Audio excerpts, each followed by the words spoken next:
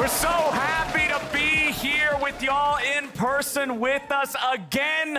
We got the butts back in the seats here at the LCS. But now I'm looking to get some cheeks in chairs down in Houston. Spring Finals weekend, April 23rd and 24th. More info is available on lolesports.com, or you can head over to Ticketmaster yourself. No matter how you do it, just get your butts down to them seats. It's gonna be awesome. It's gonna be our first road show back in 2 years. Man, I've got to say, if you are loving the hype of the crowd in the LCS studio, wait till you hear the roar of the crowd with thousands and thousands of fans in Texas. It's going to be so hype. But of course, we can't send all of our playoff teams down there. We don't got enough seats for players to accommodate all of them. So we got to clean a couple of these teams out first. And EG got mopped up in game number 1. So I need to see them come in here to game number 2 with something a little bit different. So already there is a change. EG on red side. TL, got side selection in game number 1. So they were red. EG, as the loser, will get side selection in game number 2. I want to see what the pivots in pick and ban are going to be. No more Jinx. That was a problem there. Not willing to give that over as first pick. We'll see if TL has the same first 3 bans. Was LeBlanc, Nautilus, both of those were banned out last time around. Are they going to kind of keep up this continued focus over towards Vulcan? Especially in the second round, it was a double ban towards him. Volley is a repeat towards Santorin, taking that away. So it is the same 3 bans, Zeri, Nautilus, LeBlanc from TL. If it ain't broke, don't fix it. Exactly. Tried, tested, true. They can repeat that. It's EG that really has to force TL to change things up. So more of just banning what TL showed in game number 1. Ahri, Jinx, those are banned away. The volley is going to be taken away again. We'll see where TL wants to go here. The early Viego, so high priority on that. Speaker was talking about this on the desk. He believes that is, that high priority pick that he thought Inspired was going to be going for. EG gave it over to TL last game around. This time, it's going to be first picked by TL, showcasing their priority on this. Wouldn't be surprised by the Ryze. This has been a really popular pick for JoJo, his most played throughout this year. EG likes to play in the 1-3-1. This is going to allow them to do that. It's also a pretty nice gank setup for your jungler in mid. Point and click. And Ahri is banned out. Speaker was talking about, hey, maybe take away some of the mobility from these mid lane champs from Bjergsen. Get him on something that's a little bit easier to kill. Get an aggressive mid jungle. Look to attack him. Ryze plus Lee Sin. You would have the setup. You would have the early game power to try to go right at Bjergsen. But of course, he has the option to match picks now to not get banned out further. We'll see where he would want to go with the Ahri taken off. He has mostly kind of defaulted to these scaling carry picks. Has been a lot of Corki, Viktor, Zillion, these types of champions. So we'll see if they are going to continue keeping priority on him in first rounding this pick. Well, with Evil Geniuses picking up the Lee Sin here, that's telling me they're saying, all right, it wasn't a problem with the Lee versus Viego matchup. It was a problem that Lee couldn't get off the ground early on. The rest of the draft didn't enable Lee Sin to do his job. And I tend to agree. Team Liquid, they're going to take away the Xayah that Evil Geniuses played in the previous game since their own Jinx was banned out. And just as you were talking about, Bjergsen's going to be on one of these scaling control mage picks in the Viktor in the mid lane. This is something that's much easier to attack, though, than the Ahri. And the Ahri, especially post 6, can stay very, very safe. MF would be an exciting pick, but you would have to pair it, pretty heavily with CC. I think going Vulcan's pick here makes a lot more sense. So much. Because they double banned him out last time around. It was Nautilus in their first round of bans. Then they banned out the Leona plus the Rakan in that second round. So he will be able to get this. It does mean, though, that there's likely going to be, some lost kind of prio for Danny. He be maybe getting pushed down a little bit here. Yep. I mean, Jinx, Zeri, both already off the table. The pick that he took in the absence of both of those last time around was also now taken away from him.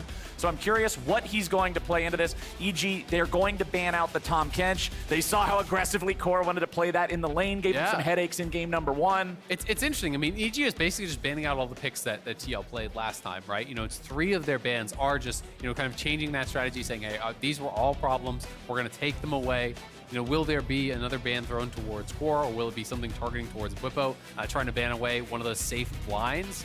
Because Bwipo very likely will be picking blind here. Instead is, again, very similar to what TL's strategy was last time. They're banning away the Xayah Rakan pairing. But We'll see where Core wants to take us. Core has been pretty comfortable, I feel like, playing a lot of the Enchanters as well if he thinks that he can get a good matchup there. Thresh is still available. He could go towards something like Karma even if they wanted to go that route. It would require Bwipo to maybe blind pick a tank again to be able to give him some sort of engage. We'll see if that's going to be the option, as I expect AD will be locked here.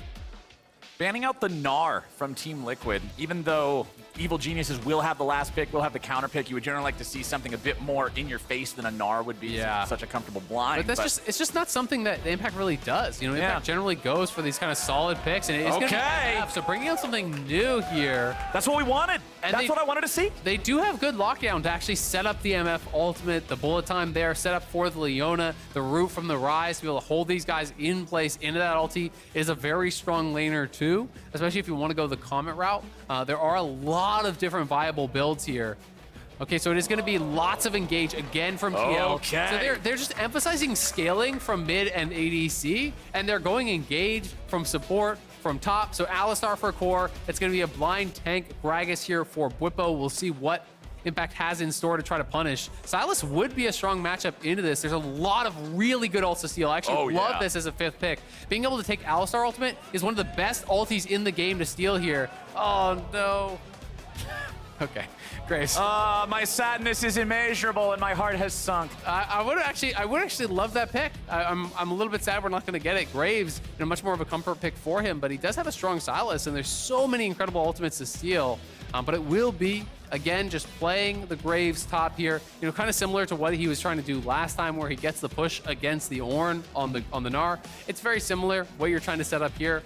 But I do think that, Graves is going to struggle to team fight into what TL have drafted. It's very difficult when you're getting outranged by the Xayah, getting outranged by the Viktor. You have to play around the feathers, you have to play around the gravity field and the Viktor lasers. It's difficult for Impact to really get a lot done there. But they can play 1-3-1. They do have a pretty good wombo combo. Just not loving that 5th pick. Whereas on the other side, TL, again, drafting heavily for 5v5, lots of engage, tons of scaling for Bjergsen and Hans. Yep, when you're in a position like this in a best of 5, it's up to the team that lost to make the changes, make the improvements, and really push the other team to have to change their strategy. I love the Leona. I love the fact that EG has more of a trigger pull this time, and I hope they can use it.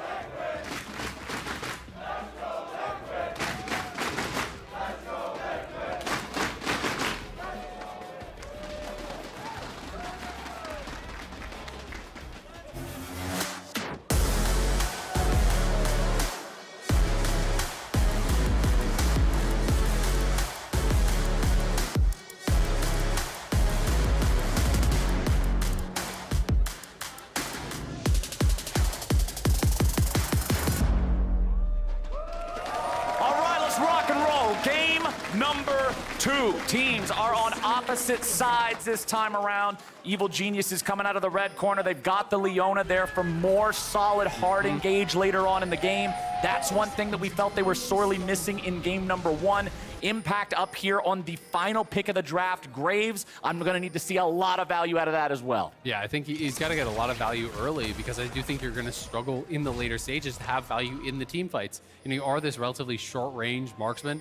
It's very difficult to actually team fight into these champions to have a lot of threat, beyond your range. When you're looking at Viktor, when you're looking at Xayah, even the engage, from Gragas and Alistar, if you're attacking, you're in range of that, and that's really, really dangerous. But EG have gone towards this many times. I'm thinking back to their FlyQuest loss a week or 2 ago. 5th picking Graves, kind of setting themselves up for what is a pretty similar situation where they prioritize push, they prioritize early game. But TL looking to try to recapture this brush. We'll take some damage here. Okay. Base check from CoreJJ means he loses a couple hundred HP. Vulcan's going to get hit with a couple feathers as he walks his way out. So pretty even trade that'll slightly favor Evil Geniuses, but nothing too crazy. And this is bugged. Core does have items. It's showing that he has no items there. It's showing he only has a minion dematerializer. But he does, in fact, have items as we get that updated. So no worries there. Didn't forget to buy. Yeah, that would have been pretty unfortunate. Coming into game number 2, just whoops, no items. You take a couple hundred damage, level 1, have no items. Yeah, especially when you're on voice comms with 4 other people the whole time. You feel like somebody would have hit tab and been like, hey, dude, what the hell? You don't have an item. Yep, but no worries. But he is down both his potions, right? And that is a big deal. Getting that early trade, EG did go pretty lane dominant, but you can see that Danny's spending a lot of mana here early on. The E is pretty expensive. It's actually 80 mana. You only start with 400, so you can only use it so many times there. He didn't do the tier start. Free pot. Bwipo just having a good time up here against Impact. He's gonna get him. Impact gets first blooded 2 minutes and 26 seconds into the game. That is a disaster. It's a top diff. As wide Bwipo's just getting wider up on that top side. You can see his reaction. He's into the river at this point. My man is really wide. Oh, man. Inspired trying to wrap around here so they could look for the Flash Room Prison to set this up. JoJo's going to go. There it is, but they do not get the CC in time. It'll be flash for flash. As soon as Bjerg sees that summoner spell, he knows what's coming, and he's out. Yep, really quick flash there, reacting to it. But this is so problematic for EG on this top side. You know, already was not a fan at all of the Graves pick, you know, just compositionally what it does for them. But you have to have prio early on here. We're going to watch this one more time. Bwipo likely just playing around the minions, and you've got to be careful about this with Graves. He is level 2 first, but if the minions are in between you, Bwipo sidesteps a lot of that damage there, and he's keeping minions in between them. So a lot of these auto attacks just aren't really landing. The damage negation there, you know, getting the grass proxies, has the W come back up one more time, and the bonk is going to do it. Just smart stuff from Bwipo, just dancing around the minions. And you can see it, man. He is the best player cam reaction. Oh my God, I love his reaction. Just like, oh, well, I guess you did that. That happened. Oh my goodness. Well, Bwipo knows that his lane just got handed to him on a silver platter. He is loving the current state of the top side there. Back down in bottom, Danny's mana bar is still the thing, feeling the hurt here on the misfortune. Yep, and I am expecting him to go, you know, lethality build. I do think that's the most common, but there's all kinds of builds you can go. Some people actually go, you know, Leandry's as a mythic. You can go like on hit as a mythic. You can go full lethality. Pretty much anything works on MF. It's kind of funny. Nice little path here though from Inspired. Has wrapped around. We'll see if Vulcan can find the flash. Almost feel like it has to be core because Hans is playing cleanse. Yeah. But I don't know if they think they're spotted and just aren't going to go for it. We'll see if they want to pull the trigger. Well, Hans and Core are not backing up. I mean, they're not playing incredibly aggressively either, but they're going to go. All right, Inspired's coming around. Vulcan went for the Zenith Blade and missed. It has to be a flash Q or nothing now. Yeah. Might just wait the cooldown out. It almost felt like he was trying to like fake that he was going for it because that Zenith Blade wasn't even close. So I'm not sure if he was trying to like hope that they would pop a summoner or maybe even get a reveal of the jungler. They might be worried that Santorin could be on the side of the map or something. I'm not really sure. But EG, you know, a little bit gun shy on that engage. Not going to end up getting anything. Hans even gets the recall. EG moving top, though. They're going to try to look for this dive. Bwipo hasn't recalled, remember, but Santorin is here to answer, so this is not going to work. Yeah, as soon as they see that mist crawl along the wall, they know they can't complete the dive, not in a clean way anyway. So Bwipo's going to be protected. Nicely done there from Santorin, recognizing where he needs to be. Yeah, that's just really smart stuff, because while Bwipo did get that early kill, he hadn't got the benefit of spending that gold yet. As Core's trying to stop the crash, and he actually will. It's going to be no minions lost here, you know, for Hans. So Hans is going to get all the XP. Again, you know, managing this wave well. Danny's out of mana, so they can't actually threaten any sort of a kill. We'll see if Core wants to try to stop the recall whatsoever. It might be a little bit risky, so he's probably just going to try to stop Vulcan's recall and allow Danny to go home. Yep. Just let him go. All right, cool. Nothing to it. Bwipo walking into the enemy jungle here. He'll sit down some vision. You can see that ward just got placed in the Krug pit. So that'll keep track of Inspired the next time he's around this part of the map. Early Warden's Mail for Bwipo. We've been seeing so much of this as just a laning phase item these days. Like the flat damage reduction goes a long way in terms of just making those trades feel so much better against a lot of champs. I mean, it's way more, if your job is to just negate damage and survive, it's way more effective than Bramble Vest. So it's really a smart buy here. Bwipo, you know, even spotted Inspired, pathing down, path towards the red. So, you know, he gets that ward down. They know that Inspired's going to be on bottom side now. You know, Core warding up, making sure that they can't actually be wrapped around on. And Bwipo just chunking him out on these trades. But that is a fat wave, and Impact does have Vamp, so he's going to try to get a bit of a return trade, going to try to keep that push going. But again, Bwipo doesn't even have to have pressure here, and ooh, nice dash. Tried to knock him back there, but Impact getting out of the way in time is going to prevent any further difficulties with that one, at least for now. No Gragas ulti. At least you aren't going to feel the pressure of that one for the next minute or two. Yeah, it's a big deal because Graves wants to shove in this matchup. When you're playing under tower, you always have to pay respect to the Gragas ultimate. If you get ulted in, he clears the wave with the same damage that is being dealt to you, and that is scary. So Danny, early lethality, picks up the tier, so that's going to help some of those mana problems here. Yeah. But just not really seeming to get enough poke quite He just never stops. Man. Bwipo's always ready. Just jumps in there and the combo Inspired's takes here, though. half of Impact's HP. But with Inspired coming in, Bwipo might have Holding bit the off a Q to little bit wait. more than he can chew. Impact is going to be taken low. Is he going to die? Bwipo just barely misses out on it, and EG ties up the game. Bwipo gives us another good reaction to their face palming. As he fails the flash, he was trying to wait out Inspired's Q, but I think he was just at too thick of a part of the wall. And now the wraparound here, no flash on JoJo. It looks like it's not up for another second or two. It's really close. Oh man, JoJo wants to get the hell out of town. He uses a Summoner Spellbook heal and just walks it off. Yeah, there was a couple seconds. His flash is still not quite up, so just about to be up now. So looking to really try to punish on the very end of that window. Vulcan and Danny have had push, so they have been able to establish Prio there. They were supposed to have Prio on top side, but because of that solo kill, it hasn't really been the case. Good to get a kill back, though, on Bwipo. They get that gold onto Impact, keeping him relevant in that 1v1. Inspired has been quite proactive, has had some pretty good pathing, I think. Wrapping around vision, being able to anticipate where those wards could be. And he's going to try to attack mid once more, potentially, or at least get down some wards. But they're going to move now. They have Realm Warp. They could look for a 3-man play here. Oh, yeah. Onto Bwipo. Well, Bwipo's going to try to get out, but the Realm Warp's already coming in. Oh. Inspired doesn't take it. Bwipo going to knock JoJo back into the turret. He'll try to walk this one off, but I don't think the big man's going anywhere. Impact picks up another one. As bottom side, it's Team Liquid making a return play, and the kill comes through for CoreJJ. Yeah, Core with no flash. I'm going to assume that he actually, flashed and then knocked in Vulcan, just based off kind of the positioning there. We'll have to see in the replay, but a nice move towards top side.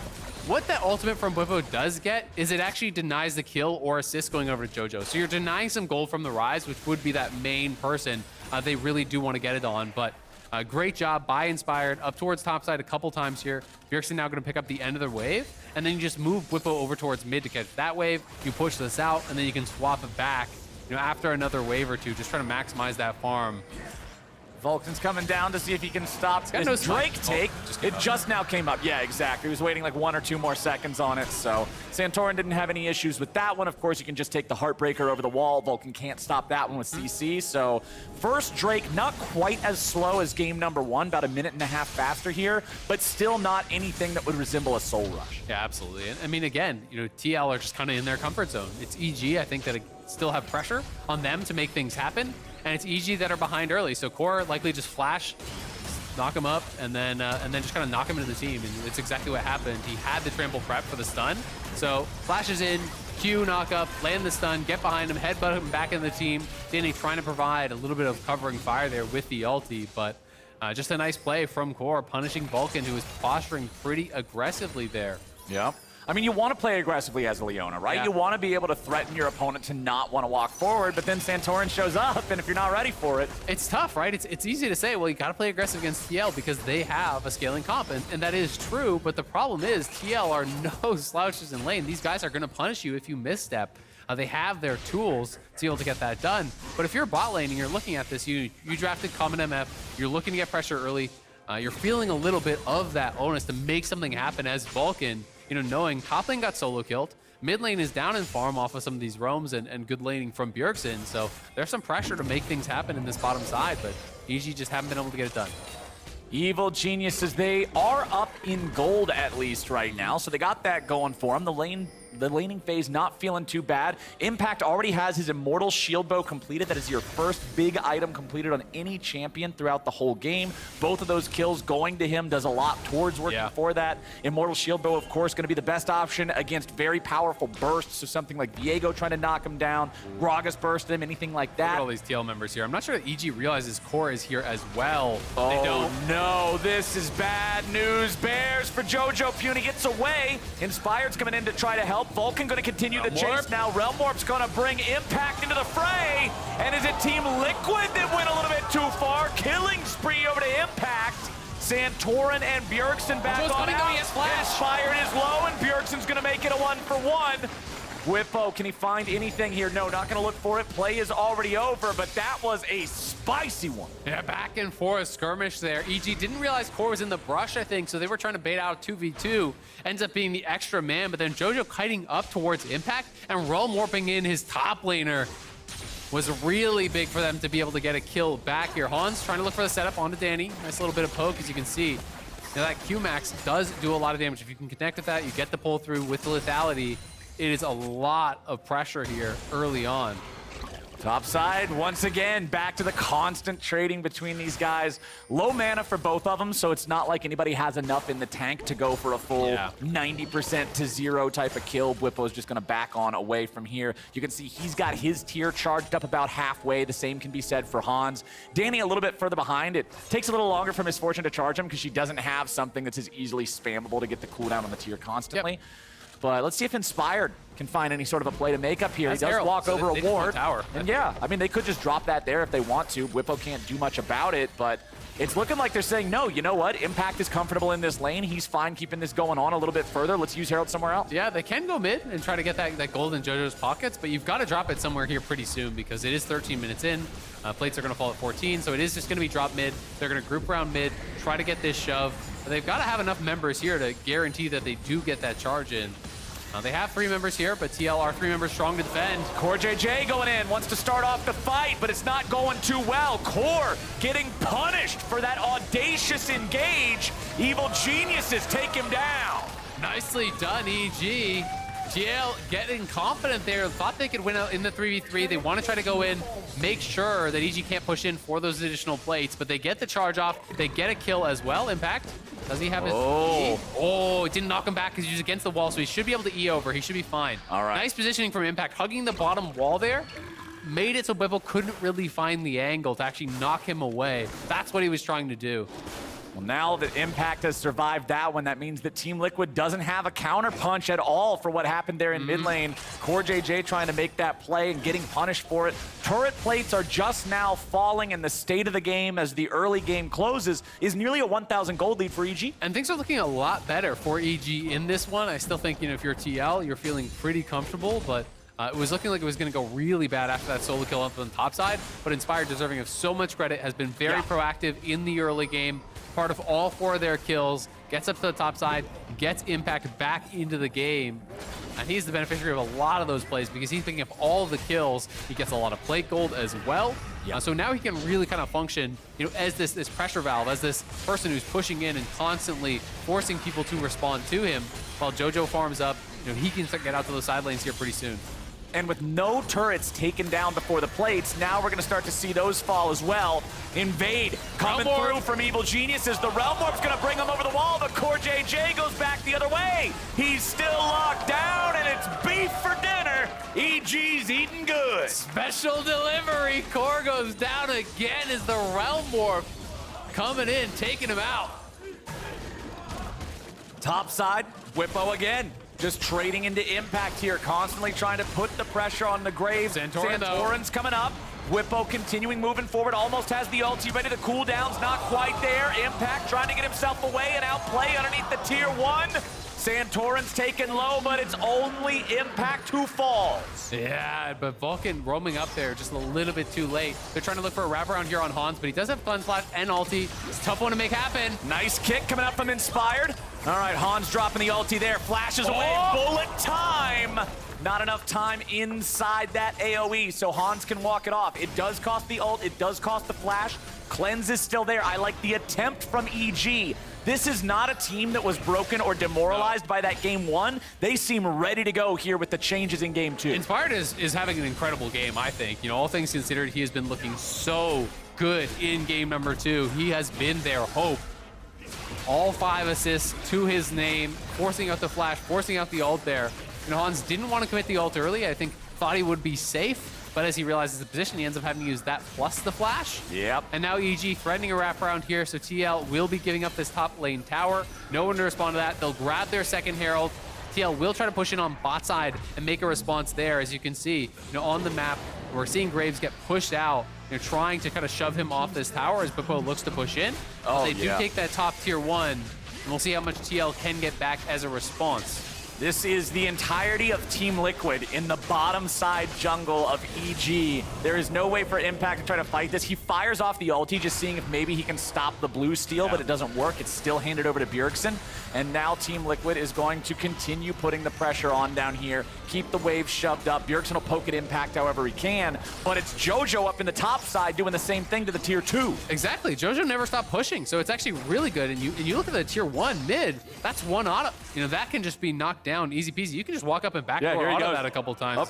Go slap it. He's a little bit nervous. If you do that and someone's there and stuns you, then you start to look pretty stupid. So, I would have slapped that current. I would have too, but we also both would have died probably. Yeah, that's true. We definitely both would have died. There's a reason these guys are the pros. We would have died together. To Valhalla.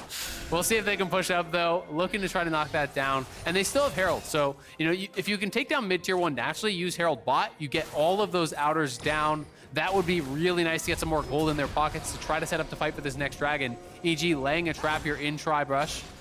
Backing away though, as with the Hollowed Mist creeping through the wall, you know that TL is ready to go, but you don't know how many of them specifically are right around the corner. EG did not want to potentially throw that with a random battle in the Tri-Brush. Impact's going to pick up some of the honey fruits. Getting caught here by Santorin, dashes out over the wall. He'll be just fine. Drake count 1-1 with the next one spawning in about 2 minutes. Still a 1,500 gold lead for the side of EG, but Team Liquid continues their pressure in the bottom side of the EG jungle. Impact trying to get away from the turret in time. Santorin on the chase looking for the Spectral Maul, and he's found it. Impact still trying to get out of there. Immortal Shield Bow does everything it can, but Impact still falls. Vulcan, what are you doing? You shouldn't have been there! Yeah, he's gonna get punished, but EG making a counterplay around mid lane. They're trying to knock down the tower. Can he kick him in? They got it, and they get the kill. Hans tries to burst down Inspired, but he barely misses out thanks to the Gore Drinker heal. And they got the tier 2 top. They get the tier 1 mid. They get the kill on Hans. Actually a really good counterpunch for EG. They will lose this tower. Impact feeling a little bit too confident there. Thought he could actually clear out the wave with his ulti, with his Q. But TL were ready to go. They do punish. And overall, we'll come out ahead in this, slowly chipping away at that gold lead. But EG looking a lot better here in this second game. An interesting adaptation here from Bwipo. With Grasp and the early armor, I just assumed we were getting full tank. He just goes Warden's Veil into Everfrost, and it will likely be back now for more armor towards Frozen Heart. So he's going to be high on CDR, high on the lockdown here. As we watch this one more time, the ulti Q gets dropped. He has no flash though, and Vulcan's just trying to come in, see if he can actually peel. But going in a little bit too late there. The Impact was already falling down as he Zenith played. That's what you want to bail out of, but he was hoping, I think, that he could get in, try to peel it out. We can see how this one actually shook down as Inspired wraps around. He's just trying to get the back door. He finishes off the tower. He has the Q in, waits it out, gets the kick, then the Q to follow it up with the Gore Drinker heal. Really nicely played there. As Vulcan having a little bit of a laugh, knowing maybe, oops, my bad. I liked it up through the Solar Flare. It was after the Solar Flare that wasn't the best. But hey, sometimes that happens. EG is still enjoying their gold lead. That gold lead is going to get even further now that they have taken the bottom lane tier 1. They might just find a kill on the Santorin now. Inspired just kicks him upside the head. It's looking like a different team here. And now the wraparound here, EG have been relentless, even dropping the ward for a potential TP, but they're not going to make the call to go for that TP coming in here. Bwipo trying to clear this out. EG just focusing down the tower. They're going to get this turret, and they're getting the red buff, and they're going to get the dragon as well off the back of this while they push in mid for that tier 2. EG are everywhere in game 2, playing with so much confidence now that they have the tools to engage. This is so different from our first game. EG must have just been warming up in that first battle because now they have 5 turrets compared to only the 2 of Team Liquid. It was that top lane tier 1 finally being taken down as EG grabbed the tier 2 here in bottom. EG's up nearly 3,000 gold. Inspired is soloing down the Drake while the rest of the team hangs out in this southern river brush near mid, just making sure nobody from TL is going to wander over. So they're going to have Drake lead, they're going to have gold lead, they're going to have tower lead. EG feels good right now, Yeah, they are looking strong, but TL still have their skilling in the back pocket. You know, they still have the ability to go late, to look for 5v5. So it's up to EG to not slow down. Continue playing with confidence, play through sides, establish vision, look for these picks. They've just kind of been just roaming around. You know, JoJo has that spidey sense tingling, not seeing anyone on the map. The only one they see on the map right now are the solo laners, so you've got to wonder, where's the support, where's the jungler? And JoJo plays it calm, will be able to avoid death there and pick up the wave. Yeah, I mean, just watching Viktor casually stroll through the minion wave and shoot lasers and stuff, it's like, why are you walking so aggressively? Why are you walking around like for this? a stroll. Yeah, Nothing you know, to see here. Stretch the legs a little bit. Definitely couldn't be the goon squad waiting in the brush, ready to jump anybody that goes Never a fair near. fight. That's one of the first things you learn in League of Legends. Yep, anything that looks too good to be true often is in a game of League of Legends. Now Inspire's gonna fire off that Scryer's Bloom, ain't gonna get a whole lot out of it. Santorin now might get himself caught that was here. Nice. Are you kind of dancing around the edge of the mist there? Yeah, that was really nice. And CoreJJ's coming in to make a play, but the rest of the team can't follow up in time. Core's gonna be killed first, but EG is shredded. They immediately lose 2 in response. And with Team Liquid finding that pick, they're right over to the Baron. And EG's lead starts to vanish. They're TPing in though. They want to try to contest this. Danny's still pretty healthy, has heal. Impact is here, so they're gonna have to pull off, but they're looking to chase down Danny. Can Bwipo find the angle here? Okay, Team Liquid nicely done there, grabbing a couple picks. Scary situation for EG. If that turns into a Baron, all of a sudden this game is entirely different. Absolutely, and Core, it looked like, was the one to start that out, finding the big engage over the wall there. It's been such a critical part of TL's success ever since joining them, has become one of the most prolific players in the league. You know, really known for his work ethic, for trying to boost up, you know, not only his teammates, but the region as a whole. And Core find the angle. They have the ward on Try, so he goes into the pit and finds the angle here as Santorin's dancing back. They all group up as they want to retreat through Try. Hans shows, Bwipo shows, right over the wall, 3-man knockup. It's a good ulti from Danny to kind of zone them out and buy time, but no one is really getting connected onto that. Bwipo following up as well, body slam flash, ults 3.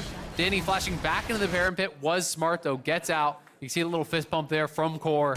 He knows that was big for them and their chances in this game, but Inspired now starting up this Baron. TL trying to get over here to stop it. EG daring Team Liquid to come near them.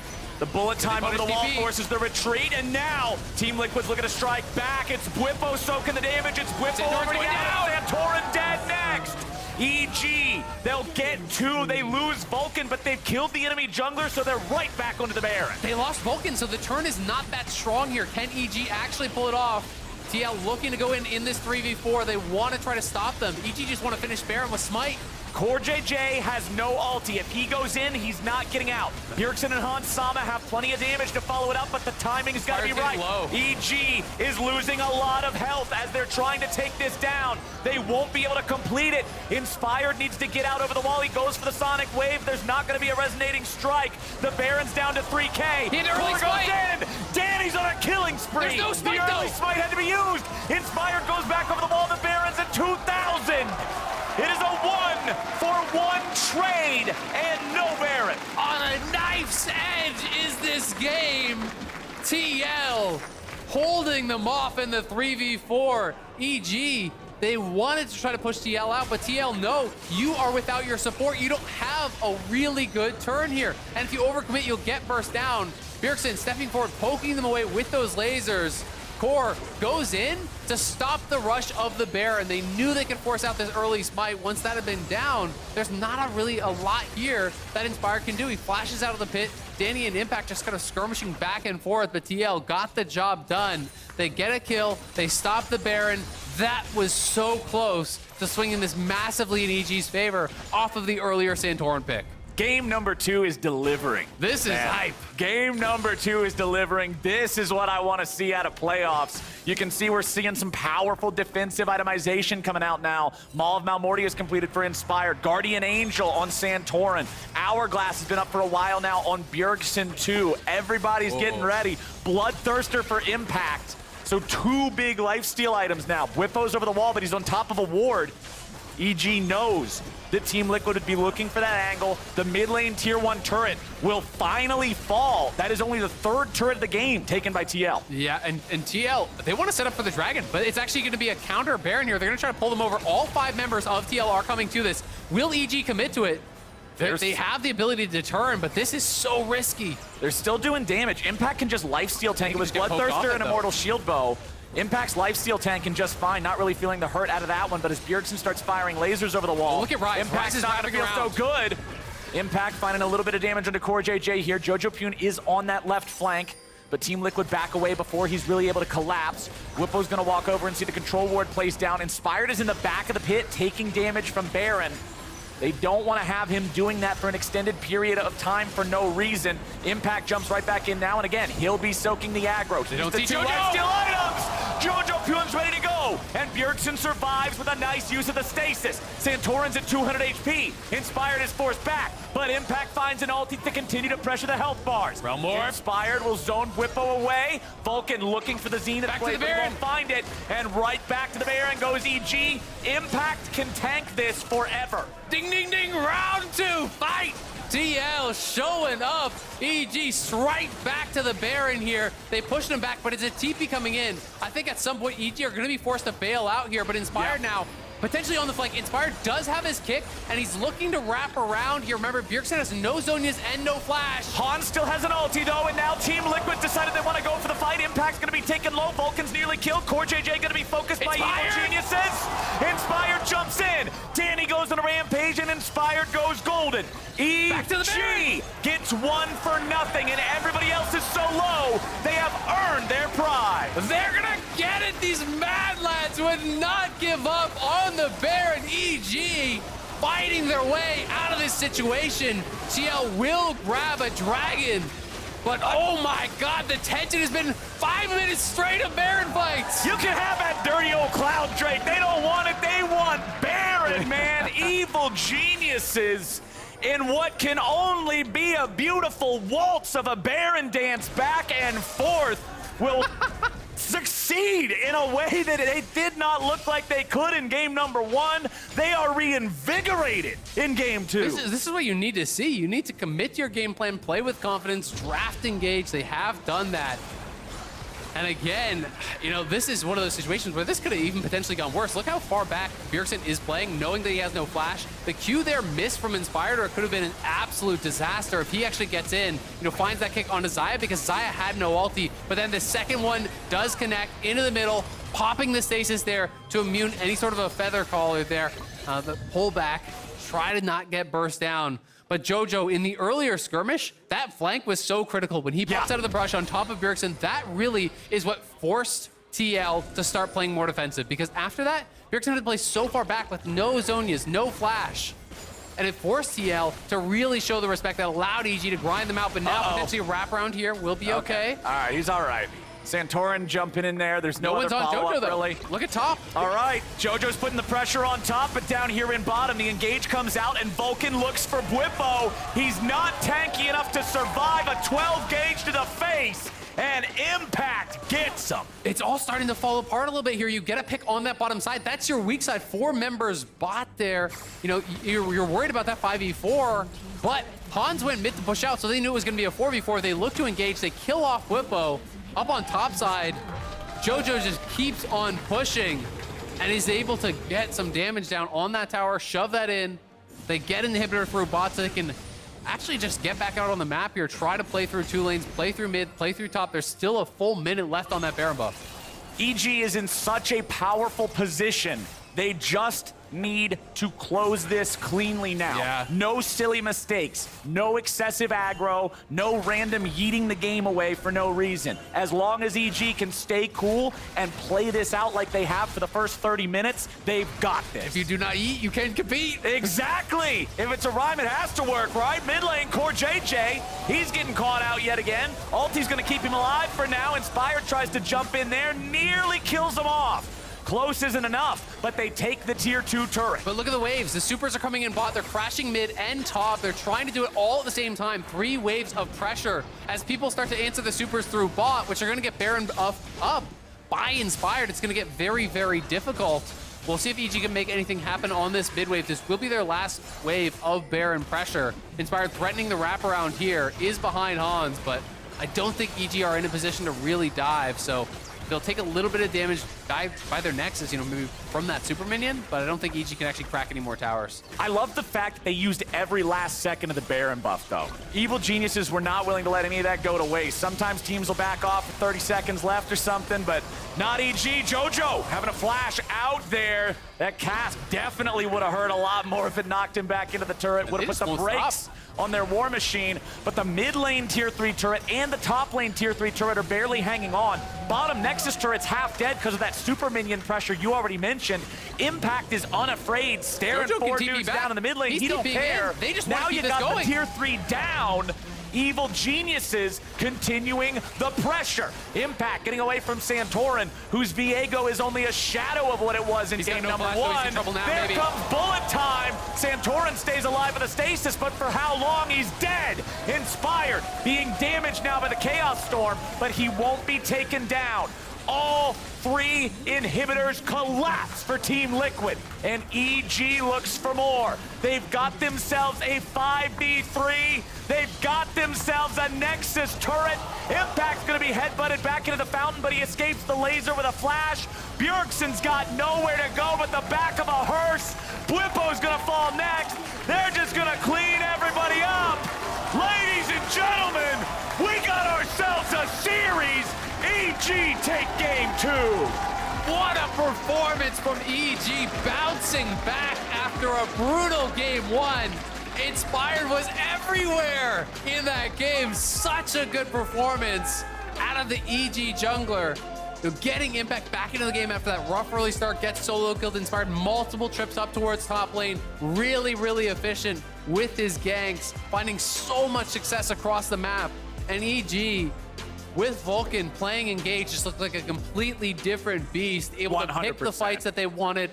They were so much more confident moving around the map. They were so much more aggressive, knowing that they could punish anyone from TL who was separated from the rest of the team.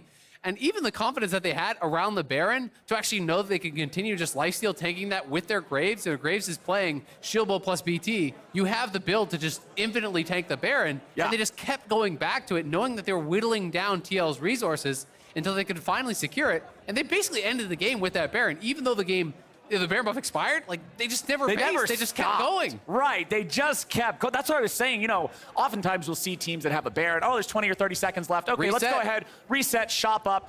EG, that Baron was like a ketchup packet, and they squeezed the life out of that thing. Every last drop of ketchup and Team Liquid blood stained Summoner's Rift as Evil Geniuses just roared to life. I mean, game number 1, it looked like they couldn't even move. They never had answers. They never had an approach. They never had a proactive thing they could do. And then here in game number 2, they were just like, yeah, you know what? We screwed up. Game number 1, that sucked. Here's how we can actually play. And it was awesome. It was awesome. And while I'm such a Graves top hater, I mean, Impact did get a lot done. He made it work. He did make it work. You know, he got some help from his team, you know, got into a position where he was very comfortable, and he kind of was that pressure for the squad.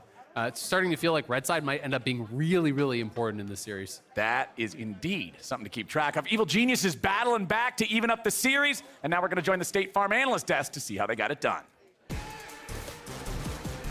Thank you so much, Captain Flowers. I think Azael might be onto something with that Red Side call out moving forward through this series. But interestingly enough, we did have that same jungle matchup of the Lee Sin going over to Inspired and the Viego in the hands of Santorin. And this time around, it went a lot better. He got more work done this time. I mean, we were talking about last game that, you know, we just want to see Vulcan on more playmaking supports, and that's what they did. They picked Leona for him and jojopyun on something more, what's it called? More aggressive, I would say. And as we can see, they made a lot of good early game plays. Like Inspire kept trying to gank mid, get prio, and just move to side lanes. And I think this game looked a lot better. Yeah, I mean, Inspired's communication with his lanes and understanding in this game was really good. I also want to point out another pick that I really like that's been rising in priority. We saw FlyQuest pick it last week. We've seen it in LCK. Miss Fortune. There it is. She's great.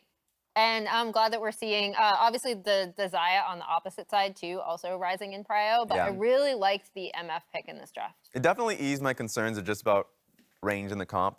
Every time it felt like Team Liquid is going in for a fight, either engaged by the Alistar or the Gragas, instantly Danny just went out for using the ultimate and made it really difficult for for just Xayah or anyone to just kind of walk into him. So it bought them a lot of times in bad fights, and for good fights, it made it much better. Oh, we talked about all of the lanes except for this one right here, where a lot of that early action happened. I mean, Yeah. things look good for Bwipo right out the gate when he picks up that solo kill, but he would end up getting abused by the likes of Impact and the rest of EG. He went a little too wide. Little too wide. You got to get, just the perfect amount of width. But it was still a close and contentious game. I think it was, though, that mid-game and those couple picks that we've identified, like the Leona, that opened up more opportunities for EG to find the fights that they would want. This one, though, Raz, CoreJJ reminding us why he's at the top of his game. Beautiful. Like, you can see Hansama giving them vision for that play, to be able to get that 3-man knock-up. Gragas comes in with a follow-up. They just buy a little bit of time. The carries don't immediately follow up, just waiting out for Danny's ultimate to go through. So this is when I was like, okay, so Team Liquid got this, right? I got worried here. Yeah, I was like, Team Liquid may have got the game back in their favor. That was not the case.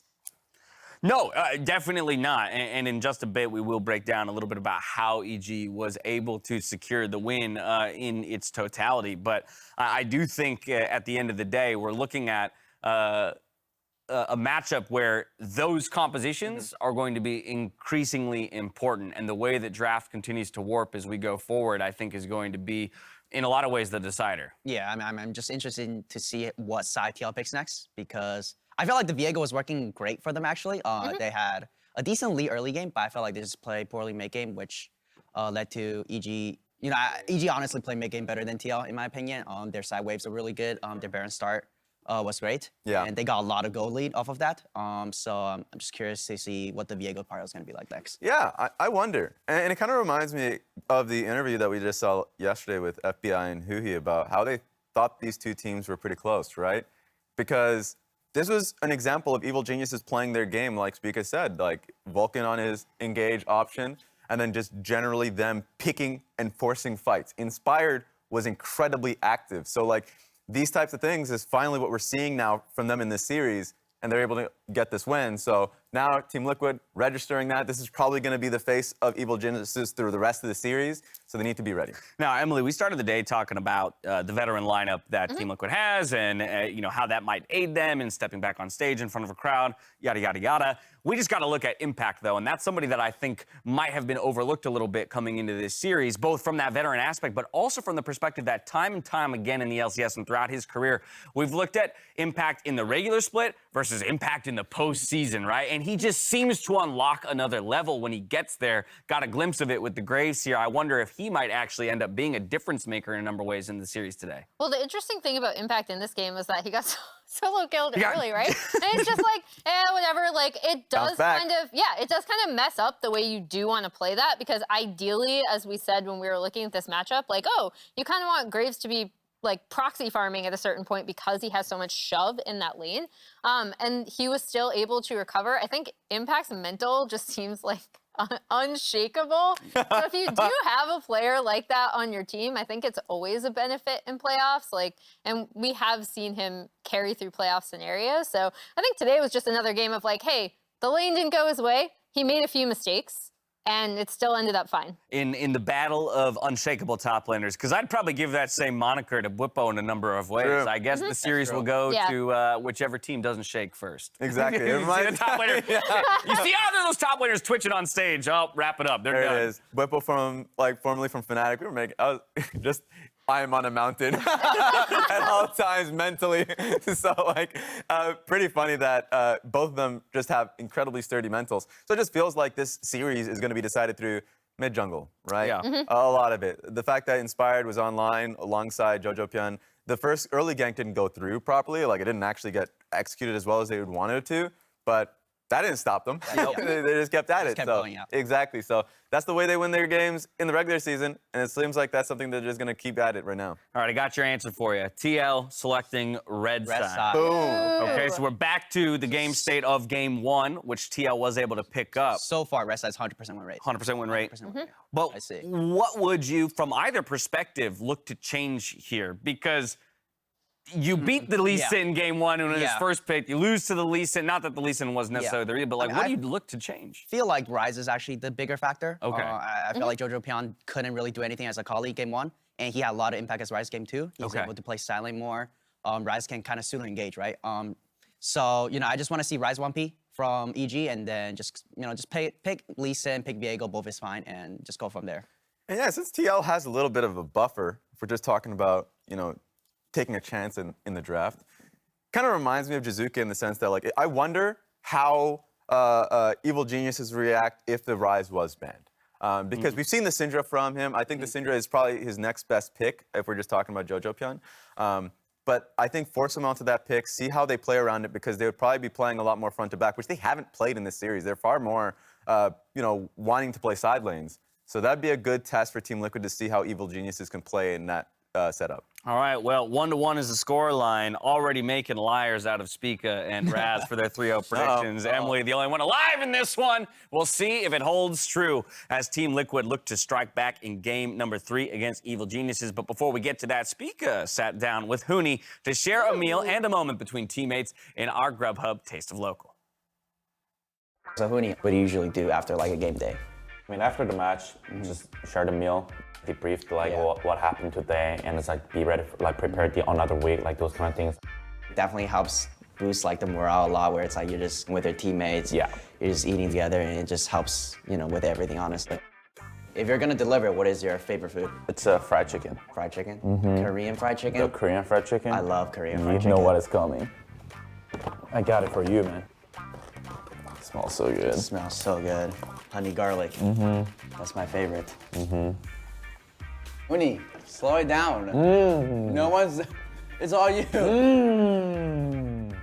How was the fried chicken? Exceeded my expectation like tenfold. I've had it multiple times, but like this time, it was extra good.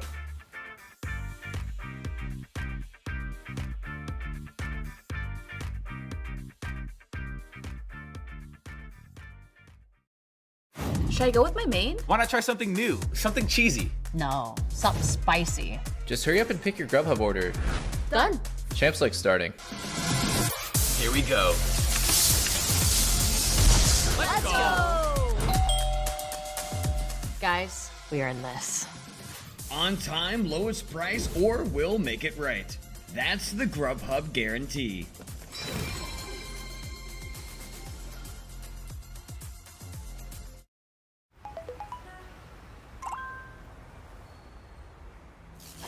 Initializing legendary moments.